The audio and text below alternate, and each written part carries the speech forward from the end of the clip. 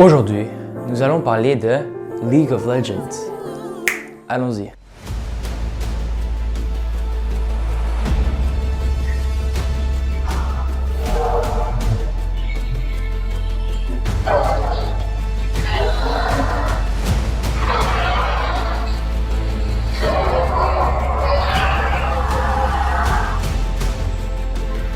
Madness Zeus is Sparta!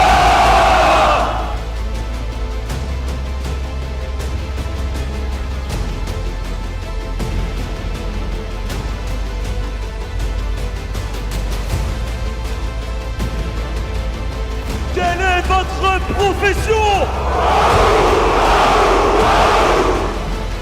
Winning pick, a championship winning pick for Ruler. That might be the Flash R that signals the end of the SKT dynasty. There are no turrets. It is 5 versus 3. Huni, do you have what it takes to win the game? Big certainly does not. Ruler on the Nexus. The upset is complete as the kills come through. The SKT dynasty is over. All hail the new kings. Samsung Galaxy, your 2017 World Champion.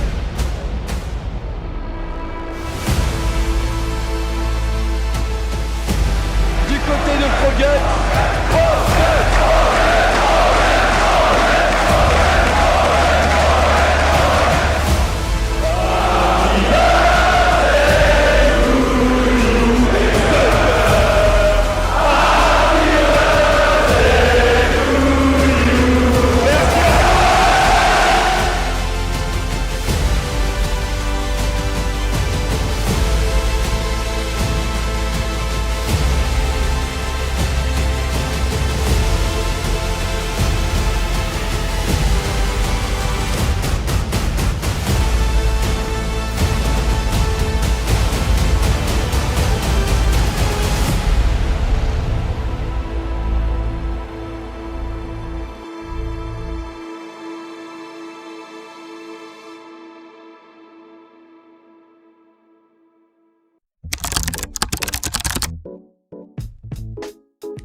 CSGO, Valorant, Call of Duty sont tous des jeux très populaires dans la communauté des gamers. Un anglicisme qui est donné pour des gens qui s'adonnent aux jeux vidéo. Chaque jeu se fait développer par une compagnie de jeux vidéo. Par exemple, Valorant se fait développer par Riot Games qui, en 2017, ont pu amasser plus de 2,1 milliards de dollars. 2,1 milliards de dollars. Oui, milliards. Pourtant, Valorant, qui possède 14 millions de joueurs mensuels, fait partie d'un très petit pourcentage de cette somme. En effet, il y a un autre jeu qui réduit Valorant en poussière, lui aussi développé par Riot Games. Ce jeu est nul autre que League of Legends, qui, par mois, ont pu avoir plus de 180 millions de joueurs. Pour plusieurs raisons, League of Legends est un jeu comme pas beaucoup ont été auparavant. Son règne dominant dans l'industrie des jeux vidéo, ainsi que son énorme communauté des e-sports, rend le jeu très populaire.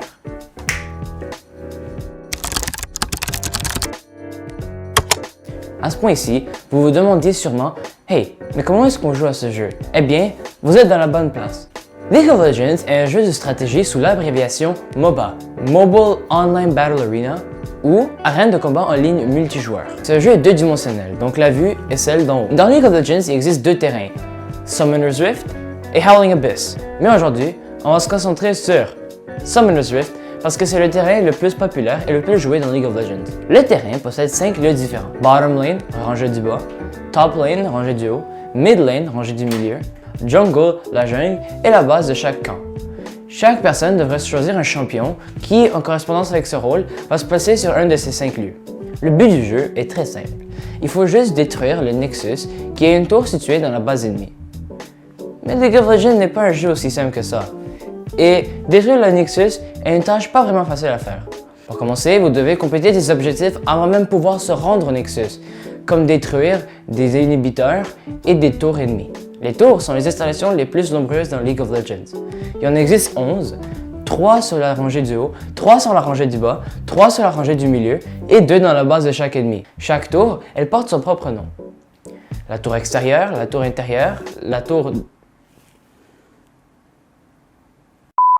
la tour extérieure, la tour intérieure, la tour de l'inhibiteur qui, comme son nom l'indique, protège l'inhibiteur, et les tours du Nexus qui protègent le Nexus. Mais vous vous demandez sûrement, que fait une tour? Eh bien, une tour sert de première ligne de défense.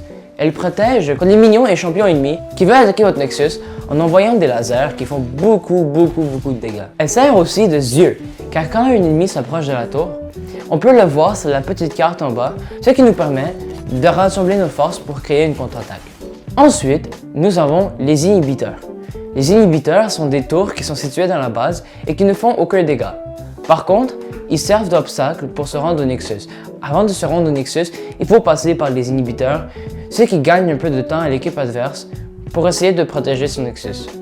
Ensuite, nous avons les minions. Les minions sont l'unité de défense principale du Nexus. Périodiquement, ils vont apparaître à partir du Nexus et aller le long du rangée vers le Nexus ennemi, engageant automatiquement toute unité ou structure qu'ils rencontrent. Les minions sont contrôlés par l'intelligence artificielle. Il y en existe 4 sorts.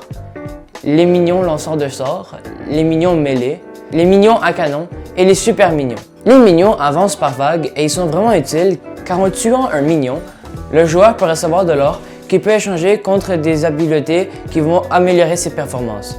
Aussi, les minions aident à tuer les ennemis, ce qui aide encore plus à s'enrichir et à acheter des habiletés qui vont améliorer la performance. L'une des mécaniques fondamentales de ce jeu sont les objets qu'on peut s'acheter près de la fontaine. Les objets sont des ressources essentielles qui peuvent améliorer drastiquement la performance d'un héros, ce qui peut améliorer la performance du champion. Donc, savoir bien gérer ses ressources est une des techniques les plus fondamentales et les plus essentielles dans le jeu. Au début de chaque jeu, les joueurs apparaissent dans la base, ou plus précisément dans la fontaine. La fontaine a plusieurs avantages et utilisations.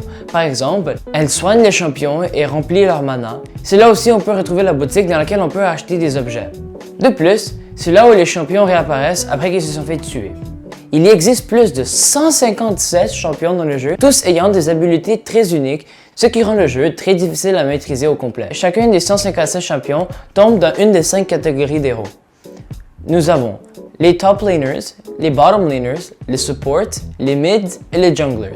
Comme par hasard, le nom de chacun de ces rôles est identique que celui des lieux, en ayant comme exception le support qui joue dans la rangée du bas avec les bottom laners. Ceci permet aux joueurs de facilement savoir où ils doivent aller et peut aussi permettre au jeu de regrouper des champions avec des habiletés semblables dans les mêmes régions du terrain. Donc, des mid laners se trouveront à se battre contre des mid laners de l'équipe opposée et ainsi de suite. Les junglers jouent dans la jungle et leur but est d'attaquer le plus de monstres possible s'y retrouvant qui pourront leur donner beaucoup d'avantages.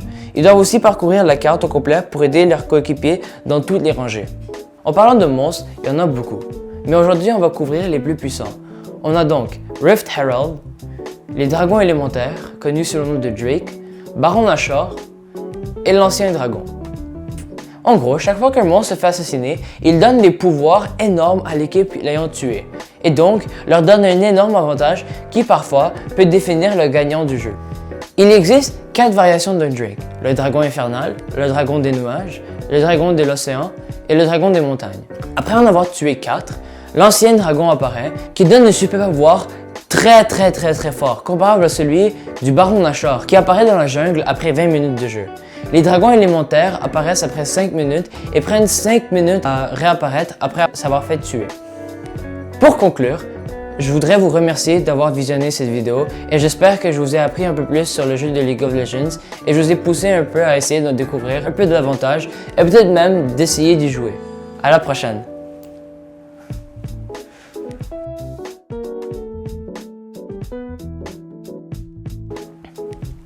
Les rôles. Les rôles. Ceci permet aux joueurs de savoir comment... Ceci permet de...